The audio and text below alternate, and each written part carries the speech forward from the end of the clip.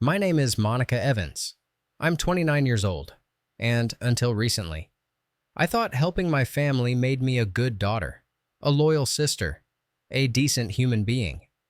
But here's what they don't tell you sometimes. The people you're trying to save are the ones quietly drowning you.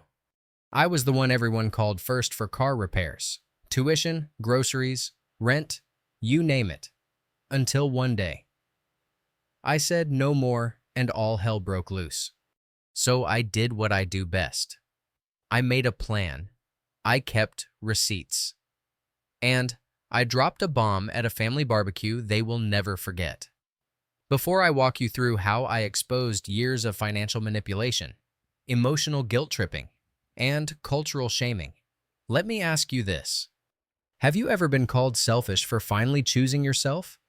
If so, hit that like button, drop a comment with "never again," and subscribe because this is a space for people who've had enough. This is not just a story about money. It's a story about liberation, betrayal, and the price of love with strings attached. They say nurses are made, not born. I became one because I like to help people. I stayed one because I learned to help myself. At 22, fresh out of nursing school, I landed my first job at St. Gabriel's Medical Center in LA.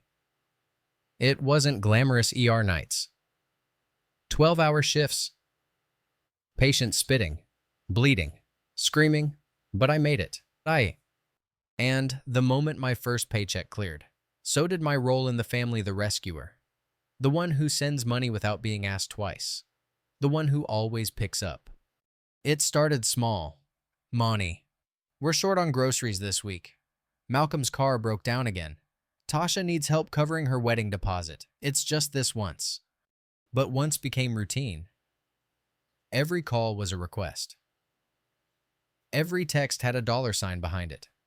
I paid for 3 flat tires, 2 community college semesters, and one cousin's violin lessons even though I'd never seen her hold a violin.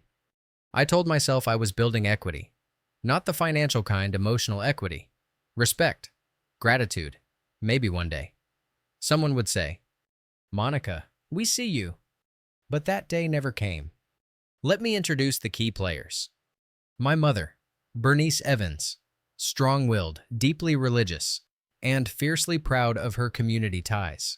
She volunteers at her church 5 days a week and expects her kids to tithe like it's a subscription fee. My younger brother, Malcolm, 24 years old, still finding himself after dropping out of college, failing to finish trade school, and losing 3 jobs in 2 years. Somehow, I'm still the one helping him fix his bumper every 6 months.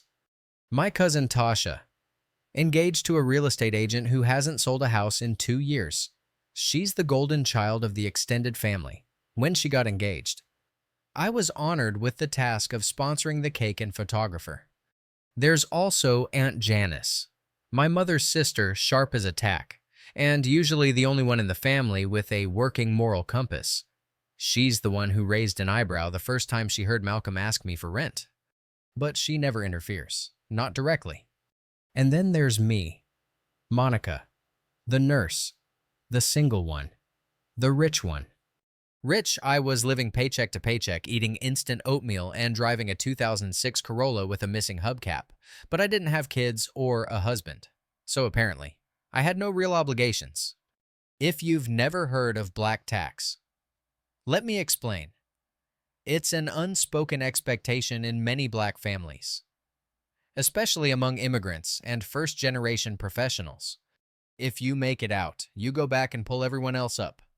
It sounds noble, selfless, until you realize you're being pulled under instead.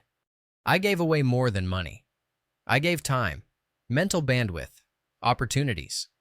I skipped therapy because I couldn't afford the copay. I canceled 2 weekend getaways with friends because I'd sent $300 to help Malcolm catch up on rent. I put off saving for a house because Mom really needed to repair the water heater.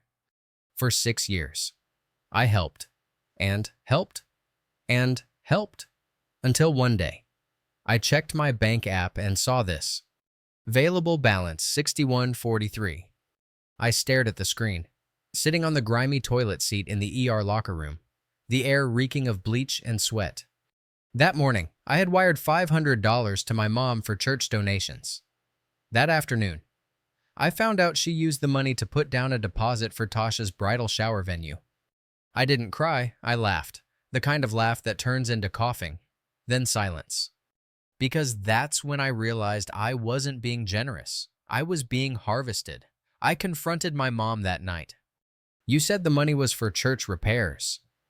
It was, in a way, family is a form of church. Monica, helping Tasha is like sowing into the community. She said it so smoothly, I almost believed her. Almost. But there was always a sermon behind every ask, a guilt trip tucked behind every thank you. God blesses the cheerful giver. You were always the strong one. Don't forget who helped you when you had nothing. Funny how no one remembers the time I skipped my own birthday dinner because I couldn't afford both gas and groceries. Or the time I left work early to take Malcolm to court for a parking violation he didn't even tell Mom about. What they remembered was that I owed them for being family. But here's the thing about guilt. It only works if you believe you deserve it. I didn't start with a plan for revenge.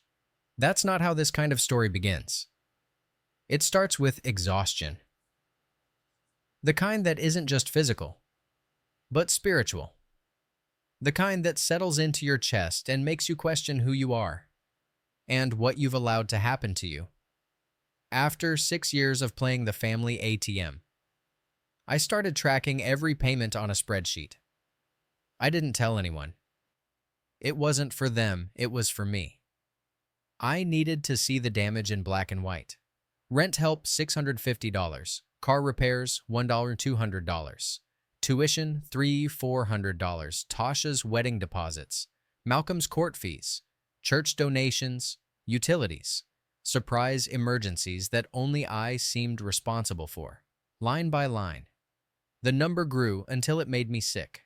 $72, $400, 85. That was how much I had given my family since I was 22. I didn't own a home. I didn't even have a working dryer. But they called me selfish when I finally said no to helping with new iPads for the twins. What they didn't realize is that I wasn't just keeping financial records. I was starting to keep emotional ones too. Every backhanded compliment. Every time my mother implied that I had forgotten where I came from. Every moment Malcolm smirked when he dropped by to borrow money without asking. I wrote it down. Not literally, those wounds wrote themselves into my body. The headaches. The clenching jaw. The way I started dreading Sunday dinner invites like they were court summons. And the guilt. Oh, the guilt was a parasite. It disguised itself as love, wrapped in scripture and obligation. To whom much is given, Mom would say, tapping her Bible. But what about what was taken? What about the nights I stayed late to cover someone's shift and came home too tired to eat? The weekends I declined invites because I was too broke to split a tab. The therapist I didn't see for 4 years because every extra dollar was rerouted to a cousin's braces. My friend Carla noticed first. She's a surgical nurse at the same hospital, tough as nails with eyes that read through people like x-rays.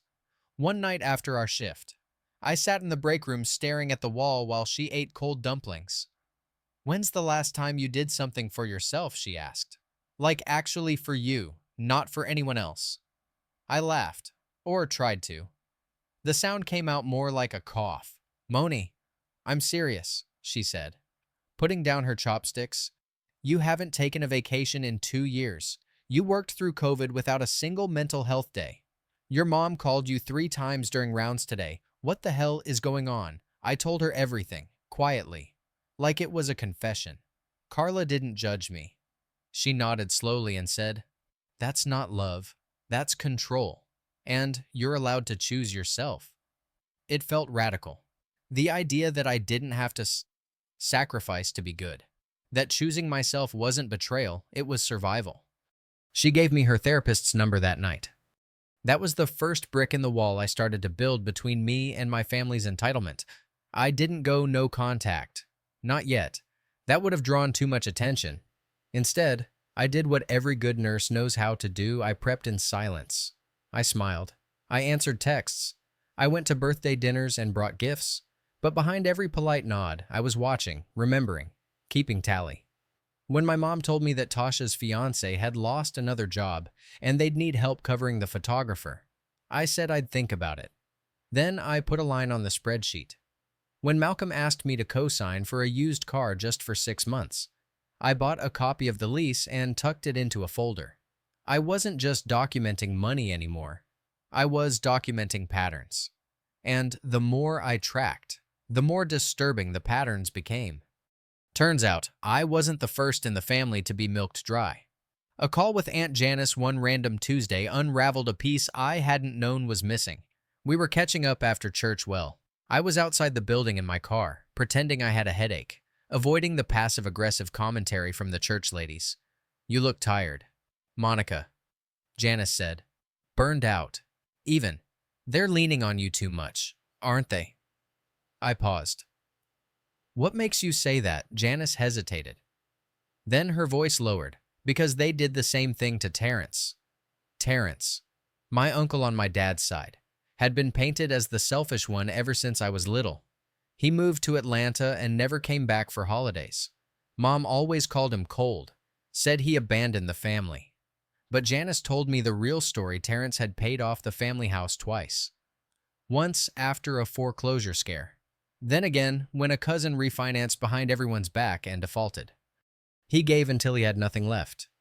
And when he stopped, they cut him off. That conversation shifted something in me, for years. I had internalized this idea that love was labor, that being needed meant I was important, but Terrence proved otherwise. They didn't love him less because he stopped giving. They just stopped pretending. And suddenly, I wanted the pretending to stop. I was tired of smiling through resentment, of pretending the overdraft fees didn't sting. I wanted my mother to look at me and see me, not the wallet. So I tested something. The next time Malcolm called, I let it ring. Then again, and again. 7 missed calls. A text, "You ignoring your own brother now. Real Christian of you." I stared at the message, then deleted it. That silence, it felt like power. Then came the birthday barbecue.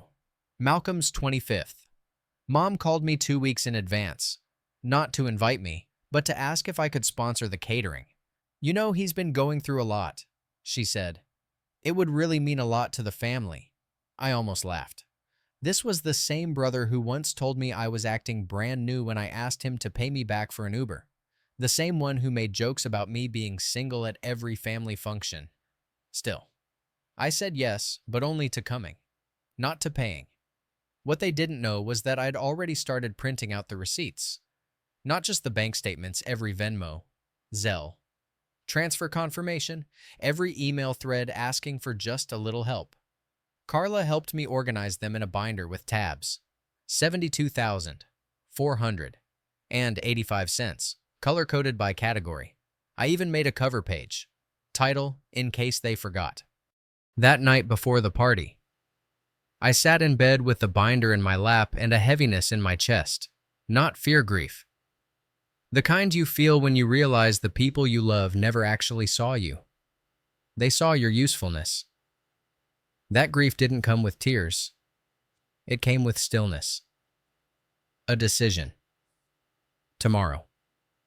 I wasn't going to argue. I wasn't going to fight. I was just going to show them. Because sometimes the most powerful thing you can say is nothing at all. Just hand them the evidence and let them sit in the silence they created. What I didn't know was that someone else had been keeping receipts too. And they were about to send me something that would shift everything I thought I knew about my mother. The barbecue smelled like betrayal. Smoke from grilled ribs curled through the backyard while paper plates clattered and laughter echoed across folding chairs. Kids screamed near the bounce house. Aunties compared diets they'd abandoned. And Malcolm held court in the center, beer in hand, acting like a man who hadn't borrowed $600 from me 3 weeks ago to get right. It was all so familiar, so performative, like a rerun of a show I used to love before I realized I'd outgrown it. I stood on the edge of it all, binder clutched tight in my tote bag, watching from a distance like a ghost at my own funeral. No one had asked how I was. No one even offered me a plate. They just looked at me the way people look at a vending machine that stopped dispensing snacks. Confused, irritated, slightly betrayed. I spotted my mother near the patio table, laughing with Pastor Raymond and his wife. She was dressed in one of her crisp church blouses and gold hoop earrings. And for a second, I saw the woman who once stayed up all night braiding my hair before school pictures. The same woman who later told me my success was God's reward for being obedient to her. That same woman now turned, saw me, smiled and waved me over like I was late for a performance I hadn't signed up for. I didn't go to her. Not yet. I walked over to the food table, grabbed a soda, and stood near Aunt Janice, who had always known more than she said. "You holding up?" she asked without looking directly at me. I nodded, silent. "They're not ready for you," she said, just loud enough for me to hear. I didn't reply. I didn't need to. Instead, I waited. I watched. I let them pile their plates, dance to old-school R&B, gossip about people who weren't there. I waited until the moment felt just absurd enough, until Malcolm tapped his beer bottle with a fork and called for attention.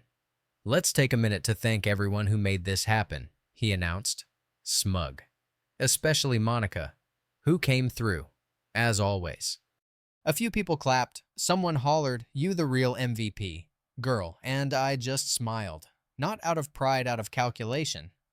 I reached into my tote and pulled out the binder. I walked to the middle of the yard like it was my courtroom. "Actually," I said, voice steady, "there's something I need to say." Conversations died. Forks froze midair. I placed the binder on the table in front of my mother and flipped it open. This is a record of every dollar I've given this family in the last 7 years. Categorized, itemized, verified. Whispers rippled. My mom's mouth parted slightly, but she didn't speak. Malcolm frowned, squinting at the tabs like he couldn't read them. Tasha stepped back like she was allergic to the truth. I turned each page slowly. Rent, cars, tuition, weddings, donations, last-minute emergencies. If you've ever received money from me, your name is in here. I looked around. $72. $400 was $85. That's what it cost me to belong to this family. A tense silence followed. Pastor Raymond coughed. A child dropped a soda can. Then my mother, voice brittle and tight, asked, "Why would you embarrass us like this?" I met her gaze, steady and unblinking. Embarrassment requires shame. I have none left, just clarity. Malcolm scoffed. "So what? You want your money back?" I shook my head. "No. I want acknowledgement. I want freedom. And I want boundaries." Someone muttered, "Drama queen." Someone else said, "She's not wrong." The family began to fracture around me like ice underfoot. No one knew what side to stand on. And just when I thought I'd said everything I came to say, my phone buzzed. Unknown email. No subject. No sender. I stepped away, opened it thinking it was nothing. It wasn't. Attached was a PDF, 6 pages, transaction histories from an old joint account, names I recognized, my name, my mother's, and another name I hadn't heard in years, Elijah. Her ex. The man she used to call a mistake from a younger life. The man I'd once caught visiting when I was 10. Only to be told I imagined it. The document was a timeline. Every time I sent money to Mom's checking account. A large portion of it was transferred to Elijah's account within 48 hours. Over and over. Thousands of dollars. For years. I stared at the screen. Blinking. Breathing became shallow. My ribs ached like the truth had punched me there. I remembered the way she used to speak about Elijah with disdain. The way she'd insist she didn't believe in throwing good money after bad men. And yet, That's exactly what she'd done with my money. I walked back toward the group, phone in hand. I didn't show them yet. Not the whole thing. I simply turned to my mother and asked, "Who is Elijah to you now?" Her face drained of color. What are you talking about?" I raised my phone slightly. "He seems to show up every time I help you." Murmurs spread like wildfire. Her hands trembled. "That's personal," she snapped. "You're violating boundaries." I almost laughed at the irony. Boundaries, now she cared about boundaries. I wanted to scream, to rage, to cry, but I didn't. I stepped back and said, "Then consider this my new boundary. I'm done financing lies." That was the end of the party. People left in silence. No hugs, no to-go plates, just quiet footsteps and awkward glances. Aunt Janice stayed behind, watching me with something between pity and pride. "She's never going to forgive you," she warned. "That's okay," I replied. "I didn't do it for forgiveness. I did it for myself." That night, I sat in my car, the binder beside me, the email still glowing on my phone. I should have felt vindicated. I should have felt free. But all I felt was tired. Because no one warns you that choosing yourself comes with grief. That every boundary drawn is also a funeral for the old version of you, the one who said yes to being used. Still, somewhere under the fatigue, there was something else rising. A seed of relief.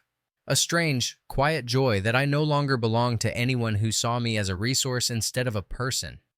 And yet, I knew this wasn't the end, because the silence that followed wasn't closure, it was just the space before the backlash. And I was ready for it. The silence didn't last long, less than 48 hours after the barbecue imploded. My mother called me from a different number. I didn't pick up. She left a voicemail, her voice cold, clipped, distant. "I don't know what kind of spirit's gotten into you, Monica, but you embarrassed me. This family, yourself. I won't forget it." She didn't cry. That was almost worse. The absence of her usual guilt-laced weeping told me she wasn't feeling hurt. She was feeling challenged. And if there's one thing I learned growing up under her roof, it's that she didn't handle being questioned well. She took it personally, like betrayal. And betrayal had to be punished. The next few days felt like living inside a smear campaign. Word got around fast, quicker than I expected. A cousin I barely spoke to posted a cryptic status. "Some people think money makes them better than blood. It doesn't. Character does." A church elder I once donated to for her mission trip accidentally included me in a mass email about ungodly pride. Then Pastor Raymond shared a sermon clip on Facebook, titled, "When Prosperity Becomes a Prison of the Self." I wasn't mentioned by name, but I didn't need to be. Everyone knew. The message was clear: I had become too Western, too selfish, too whitewashed, and in our community, that label stung deeper than any curse word. I wish I could say I was unbothered, that I shrugged it off and rose above. But the truth is, it cut.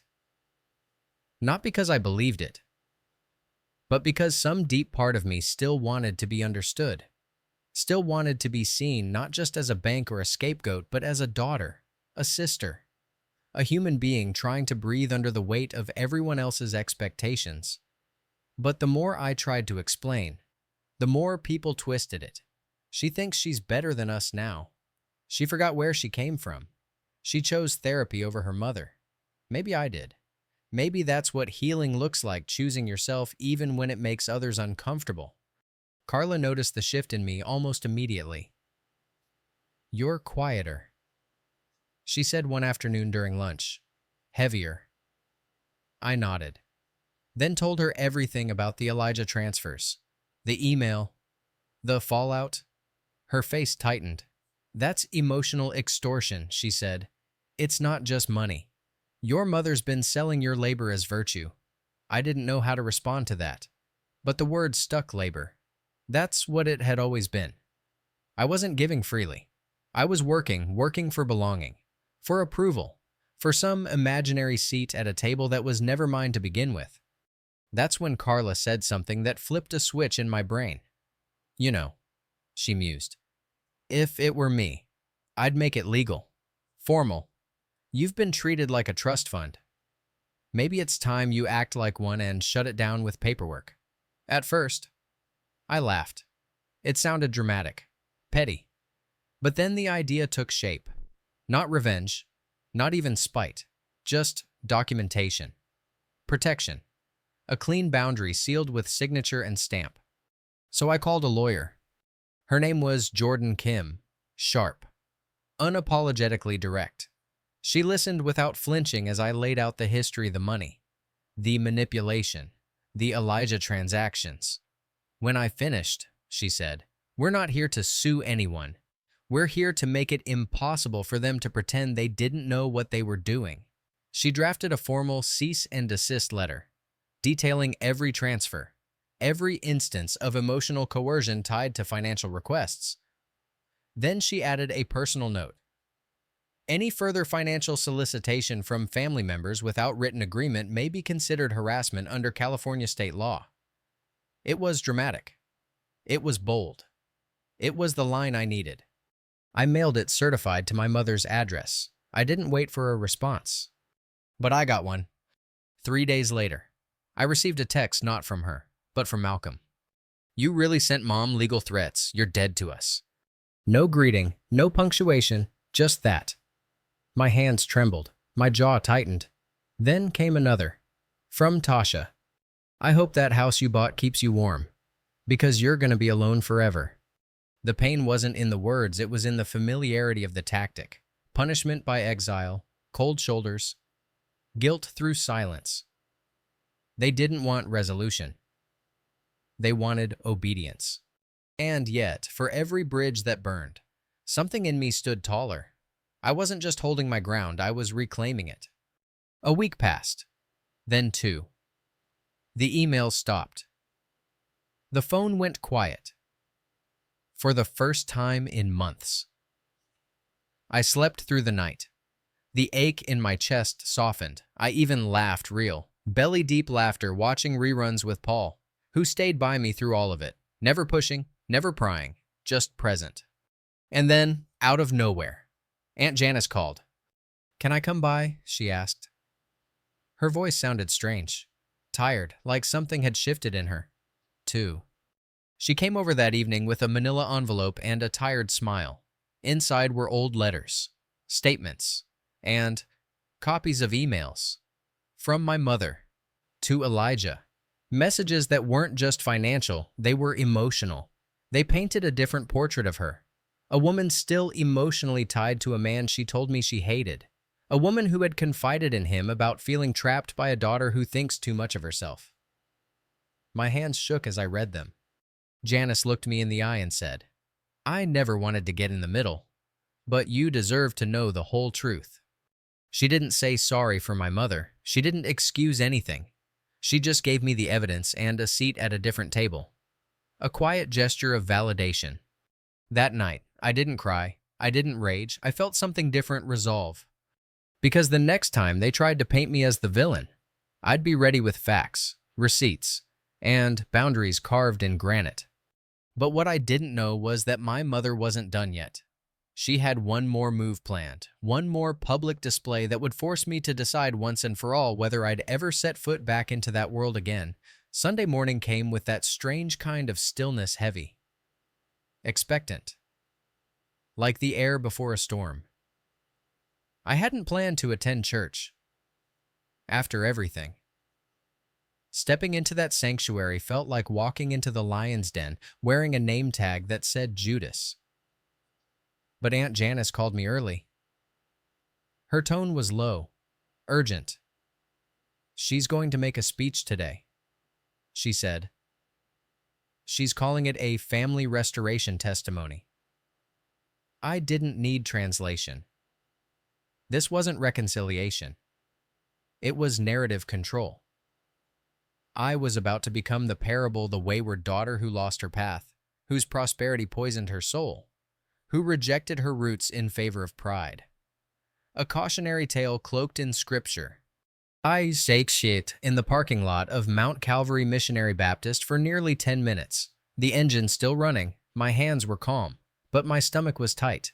I didn't want revenge anymore, not really. I wanted clarity. I wanted the performance to stop, the pretending, the twisting, the endless cycle of guilt and silence. So I turned off the car, picked up the folder in my passenger seat, the one labeled Final Answer, and walked inside. The sanctuary was packed. Late summer light spilled through the stained glass windows, casting fractured color over polished pews. I spotted her immediately. My mother stood near the pulpit in a pale blue suit, pristine, composed. She saw me, paused, then offered a soft nod. The performance had begun. I took a seat near the back, beside Janice. "You don't have to say anything," she whispered. But I did. Not to retaliate, not to expose, just to reclaim my name. Pastor Raymond stepped aside as my mother walked to the mic. Her voice was smooth, almost musical. "Family," she began. "Sometimes we lose sight of what binds us. Sometimes the world pulls us away with its cold values, individualism, selfish ambition, pride disguised as independence." She glanced toward me. "Just for a second. I raised my children to honor community, to give, to serve. But sometimes, in this world, that becomes inconvenient. And so we lose them to success, to money, to therapy." Laughter bubbled in pockets of the congregation. I didn't flinch. I just opened the folder in my lap. She continued, painting our story in careful brushstrokes, how she sacrificed everything as a single mother. How I had once been her most devoted child. And how now, even when I don't understand her choices, I still pray for her redemption. It was subtle, sharp. Weaponized humility wrapped in grace. A masterclass in emotional optics. When she finished, the crowd clapped, not thunderously, but enough. She stepped down, her face serene, like a general who had executed her final strategy. That was my cue. I stood up, walked slowly down the aisle. I didn't rush. I didn't need to. I reached the pulpit and took the mic. My voice, when it came, was calm, measured. "Hi. I wasn't going to speak today, but since we're sharing testimonies, I thought I'd offer mine." I paused. The air shifted, tension laced with curiosity. "I love my family," I began, but love is not the same as silence, or sacrifice, or submission to guilt. I held up the folder. "This contains 7 years of documentation, financial, emotional, legal. Everything I've contributed, every request, every transfer, every manipulation dressed up as duty." Gasps, murmurs. My mother shifted uncomfortably in her seat. "I'm not saying this to shame anyone," I continued. "I'm saying it because I spent years believing that my worth was measured by how much I could give. That if I just gave enough, I'd earn love, that I'd never be abandoned. But that's not love. That's emotional labor. And I'm done laboring under that lie." I turned slightly, facing her. "You taught me to serve, Mom, but you never taught me to rest, to receive, to say no. And when I tried, you turned that into betrayal. You made me a symbol of disobedience instead of a daughter asking to breathe." The silence was loud. Some faces softened, others hardened, but no one looked away. "I forgive you," I said finally, "not because you've asked, but because I need to let go. And I'm letting go now." I placed the folder on the pulpit and stepped back. No applause, no sermon, just a stillness that vibrated through the room like aftershocks. I left without saying goodbye. Outside, the sun had shifted. The heat hit harder now. Or maybe it was just the weight I no longer carried. I sat in my car, breathing deep. And for the first time, in a long while, I didn't feel like I owed anyone an explanation. No texts, no transfers, no tap dancing to prove I was good. That afternoon, Paul and I drove to the coast. We didn't talk much. We didn't need to. The waves were loud enough, and the silence between us was kind. I watched the sun fall into the water and thought about how endings never feel like fireworks. They feel like quiet decisions, like turning the last page and not looking back. Weeks passed, then a month. I never heard from Malcolm. Tasha sent a brief message, "Hope you're okay," but nothing more. Pastor Raymond's sermons returned to more traditional topics. And my mother, she didn't reach out. Not directly. But I got a letter. Handwritten. No return address. Just one sentence. "I still think you're wrong, but I hope you're at peace." I didn't write back. Peace isn't something you explain to people. It's something you build for yourself. Brick by brick. Boundary by boundary. Now, when people call me generous, I smile. But I no longer let generosity become obligation. I give from overflow, not survival. I still love my family, but I've learned to love them from a distance wide enough to protect my spirit. They say blood is thicker than water, but sometimes water keeps you alive longer. And sometimes the truest act of love is leaving, looking back. I don't regret a single dollar. Not because they deserved it, but because it taught me the most expensive lesson of my life: you cannot buy respect. You cannot earn love by emptying yourself. And the moment you realize that, that's the moment you begin again. So if you're watching this, and you're carrying more than your share, whether it's guilt, obligation, or an entire family's emotional debt, I'm here to tell you, you can stop.